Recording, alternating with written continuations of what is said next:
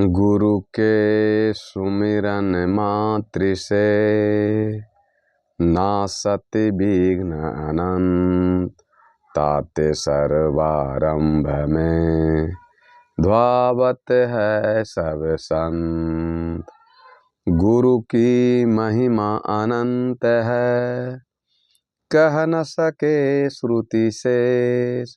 जिनकी कृपा कटाक्ष से रंकहु होत नरेश, रंकहु होत नरेश।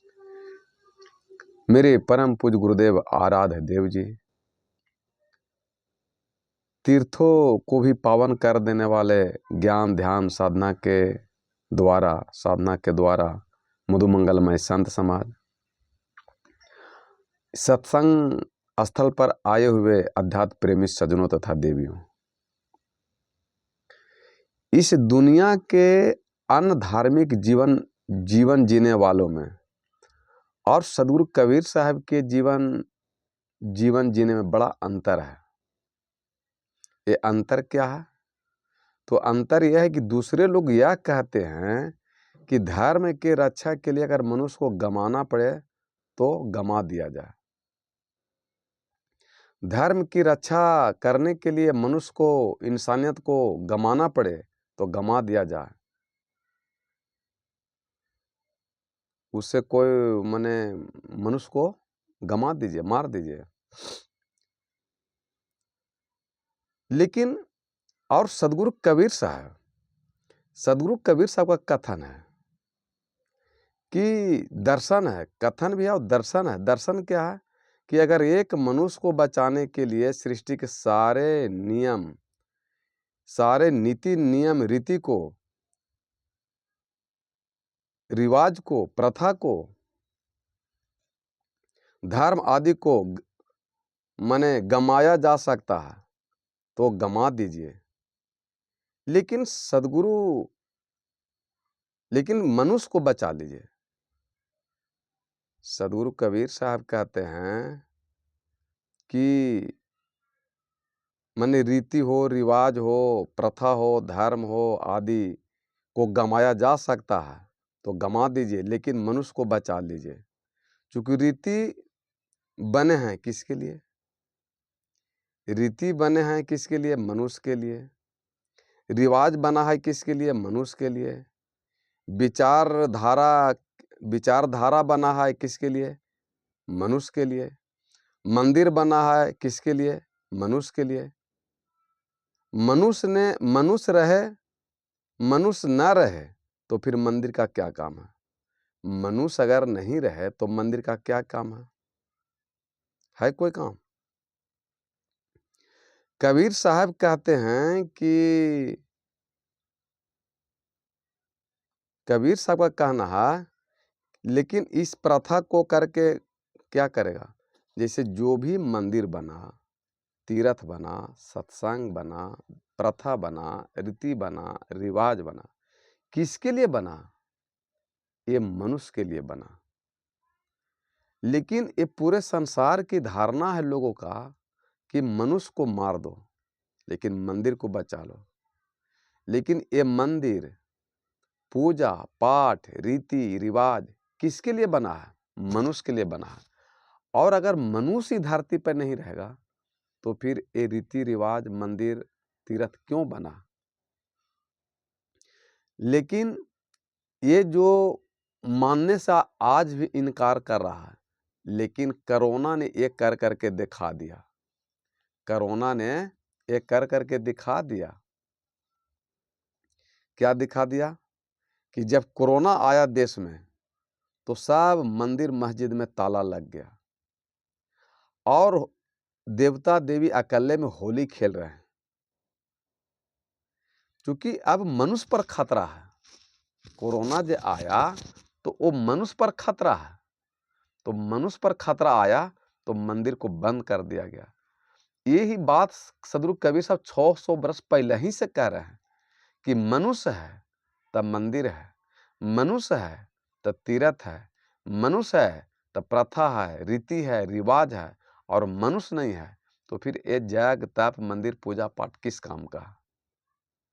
लेकिन ये कोरोना ने प्रैक्टिकल करके दिखा दिया पूरे हिंदुस्तान को, पूरे वर्ल्ड को, पूरा वर्ल्ड को दिखा दिया कोरोना कि सदगुरु कबीर साहब के जो मुझे लगता है कि कोरोना से दीक्षा ले रखा था, लेकिन कोई मानने के लिए तैयार नहीं है। कहाँ गया बड़ी मंदिर, मस्जिद, सत्संग, भजन, भक्ति, तीर्थ, प्रथा।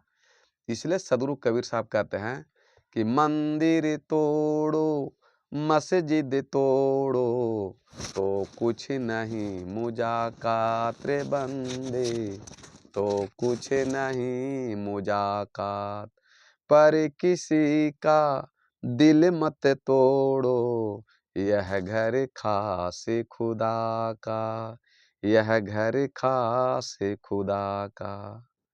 सदगुरु कबीर साहब कहते हैं कि मंदिर तोड़ो मस्जिद तोड़ो तो कुछ नहीं मुजाकत, तोड़ दो लेकिन मानव को बचा लो,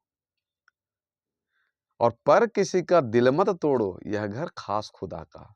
क्योंकि इस धरती पर कोई खुदा के नाम से भगवान को जानते हैं, कोई माने तरह तरह के नाम है भगवान के। इसलिए भगवान जो हैं, ईश्वर जो हैं, उनका नाम भगवान एक है लेकिन उनका नाम अनेक है। लेकिन सदगुरु कबीर साहब मंदिर तोड़ो मस्जिद तोड़ो तो कुछ नहीं मुजाकत, पर किसी का दिल मत तोड़ो, यह घर खास खुदा का। मंदिर को तोड़ना नहीं है, मंदिर को तोड़ना है कब, जब मनुष्य के जीवन पर खतरा आवे तो मंदिर मस्जिद को तोड़ देना, मनुष्य को बचा लेना, मानव को बचा लेना। क्योंकि ये देश का बहुत सा लोगों का धारणा है कि मंदिर को बचा लो, मस्जिद को बचा लो, लेकिन इंसान को, मानव को, मनुष्य को मार दो।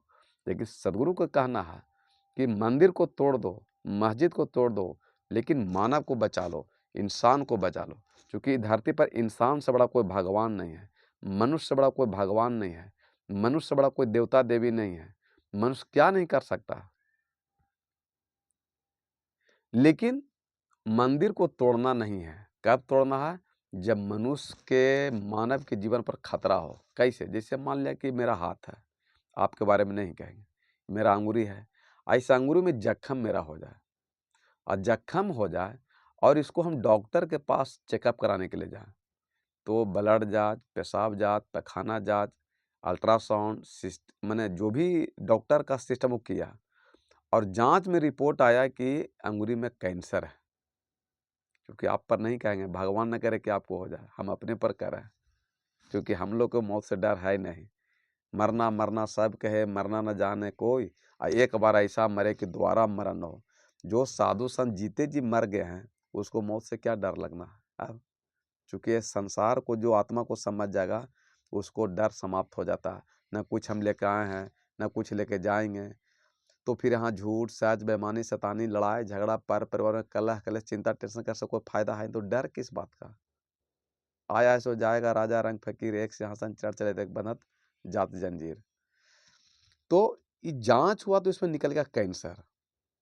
अब ये कैंसर होने के कारण हमारे जीवन पर अब खतरा है, हमारे जीवन पर अब खतरा बन गया। तो अब है कि हमको इसको तोड़ना पड़ेगा, अब है कि हमको इस अंगुरी को काटना पड़ेगा। यानी जब मंदिर मनुष्य पर खतरा बन जाए तो मंदिर को तोड़ दो, ऐसे तोड़ना नहीं है। ये हमारे हाथ में जख्म हो गया, जांच के बाद रिपोर्ट आया कि इसमें जख्म हो गया, कैंसर हो गया, इसको हाथ को काटना पड़ेगा। अगर डॉक्टर काटने में विलम्ब करा तो उसके पहले हम यहीं से काट के हटा देंगे। चाहे कि बिना एक हाथ के भी आदमी रह लेता है, एक पैर के भी रह लेता है, एक आँख के बिना भी रह जाता है, गोंग के बिना रह जाता है। तो ये जीवन को बचाने के लिए, अगर जीवन को बचाने के लिए कुछ भी करना पड़े तो कर लीजिए, लेकिन इस जीवन को बचाइए। उस स्थिति में मंदिर को तोड़ना है, ऐसे तोड़ना नहीं है। इन्हें कि कह दिए कि मंदिर तोड़ो तो घन जाके भोर जाके तोड़ना शुरू करे तो बवाले हो जाएगा। तोड़ना नहीं, जब मनुष्य पर खतरा आ जाए, मनुष्य के जीवन पर खतरा हो जाए, मनुष्य को जीवन जीने में बाधा पहुंचे, तो उस स्थिति में मंदिर को छोड़ देना, तोड़ देना। मस्जिद को तो कोई दिक्कत नहीं है। तो हाथ में जख्म होने के कारण हाथ को काटना पड़ रहा। उस स्थिति में कहें कि मंदिर तोड़ो मस्जिद तोड़ो तो कुछ नहीं मुजाकत, पर किसी का दिल मत तोड़ो, यह घर खास खुदा का, यह घर खास खुदा का। तो मनुष्य को 3 चीज़ मिलना दुर्लभ है कि मानव तन सद्गुरु मिलन, मोक्ष की इच्छा होय, दुर्लभ जगत तीनों लोक में, पायस जग न कोय। क्योंकि ये मनुष्य शरीर मिलना बहुत मुश्किल है, सत्संग मिलना बहुत मुश्किल है और सद्गुरु मिलना बहुत मुश्किल है। तो मानव तन सद्गुरु मिलन, मोक्ष की इच्छा, अब मोक्ष मिलना बहुत मुश्किल है। मोक्ष, सद्गुरु, अरे मानव शरीर बहुत मिलना मुश्किल है। अगर ये जो तीनों मिल गया, इसको लोग अगर नहीं भंजाया तो उसका जीवन मने बेकारे चल गया।